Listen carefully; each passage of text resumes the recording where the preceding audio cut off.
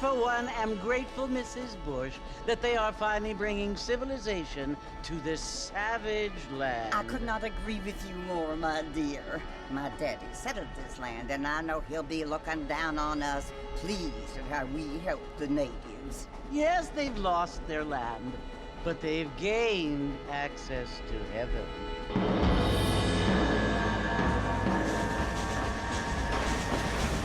But Father, do you mean unless an innocent receives communion, they're destined to go to hell? It hardly seems fair. What I mean to say, Jenny, is that there is a great deal of difference between an innocent and a savage. I never thought of it that way. Yes, they lived like animals, but they're happier now.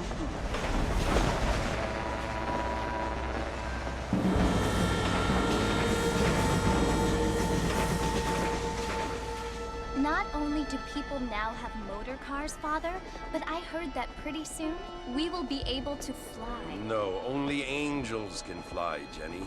No, apparently people can fly. Didn't you hear? Out in Kansas, a man even got a car to fly. I hardly think so, Jenny.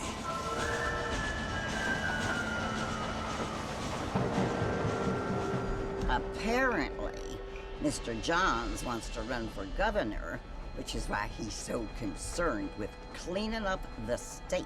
Nate Johns. Yes. His family is nothing but hillbilly trash that came here after the war.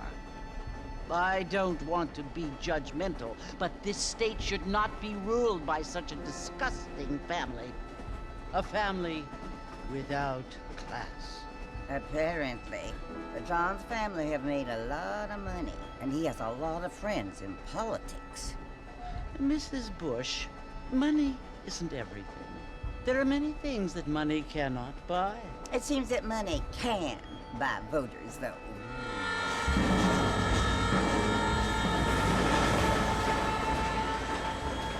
What you must remember, my dear, is that we have been brought here to spread the word. And the word and civilization, they are the same thing. They are the gifts. It is the opportunity we have, the chance to live among people who are decent and who do not kill each other, and who let you worship in peace. It's so confusing, Father. Sometimes I find it impossible to make the distinction between a loving act and a hateful one. I mean, they often seem to be the same thing. Yes, Jenny, it is confusing. But you only have to ask me if you need help. Indeed. Well, here we are, Mrs. Bush. Armadillo.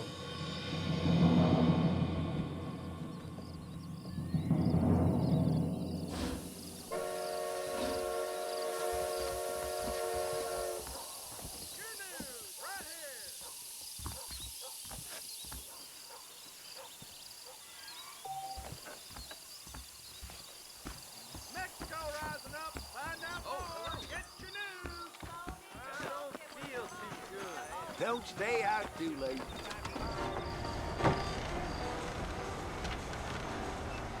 Marston! Mr. Marston, over here!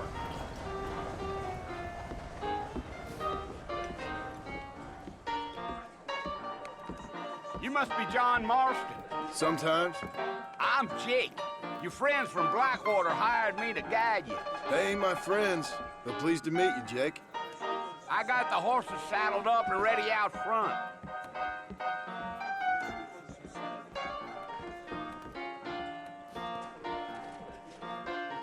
Correct. Here they're reworking the Indian Treaty again. We live in time. Hurry, earlier, I might have been better. I don't feel too good. Good evening there. Well, here, let's mount up and hit the trail. Really? I'ma quit this job and live the easy life. I ain't much of a fella for gossip. Take it slow on the way out of town. No need to kick up a lot of dust. Yeah, yeah. Go! Whoa there.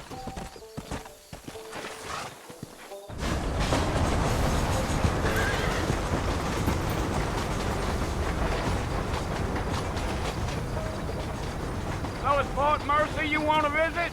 That's right. Ain't taking nobody up to the fort in a long time. Strange place for a decent fella to want to visit, if you don't mind me saying. Who said I was a decent fella? It's been abandoned for years now. Folks say it was built during the Mexican War. What kinds of soldiers around back then? Why'd they leave? Well, I ain't entirely sure.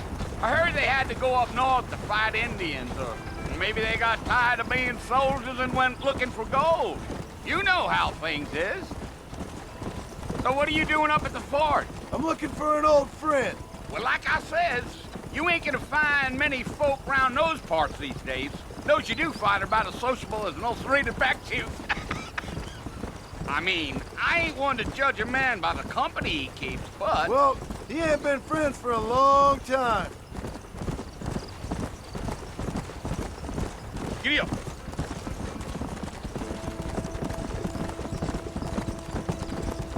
Are you planning on spending any time in Armadillo, Mr. Marston? I doubt it. I ain't planning on staying very long. Well, if you're fixing for some female company, you can do a lot worse than Armadillo. Fine as cream gravy they are. Not like Thieves' Landing. Dang, those girls ain't even fit for a drinking man to hole up with. I'm a married man, I'm afraid. Ain't we all?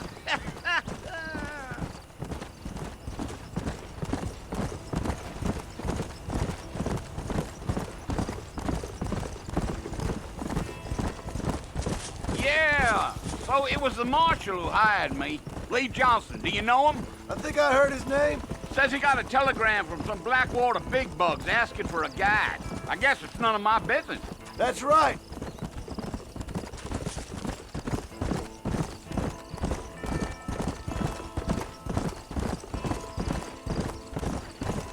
You ain't very talkative, are you? Nope. I'm just chewing the dog, mister. It's how I am. I don't mean nothing by it. Trust me. There's things you're better off not knowing.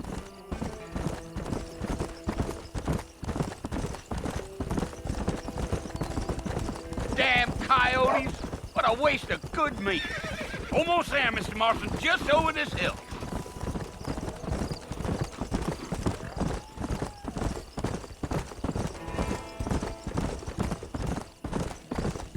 Load up, now. Whoa.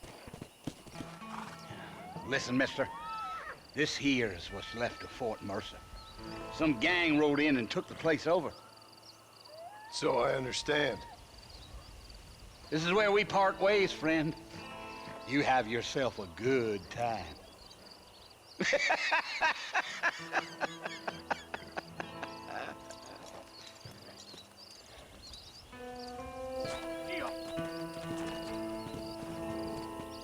Come on.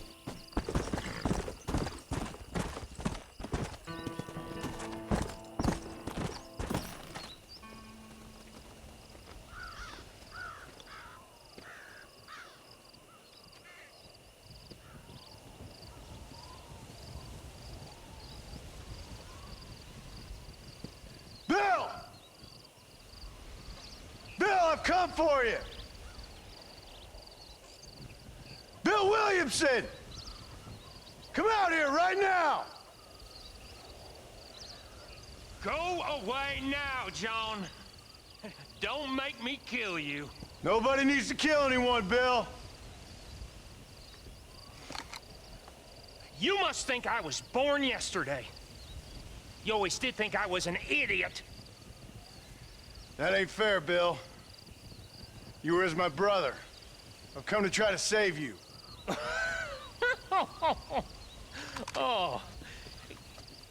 Do I look like I need saving? Bill, please. They want to kill us all. I can help you. Well, you never tried to save me before. You only seemed to save yourself. Bill, I implore you think about this. You implore me? You implore me. You always were one for fancy words. Oh. Well, things are different now, John. Now I'm in charge. No more Dutch. And no more you. Implores.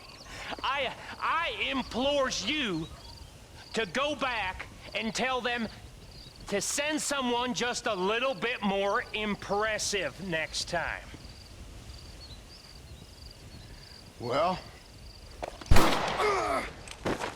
Oh. Poor John.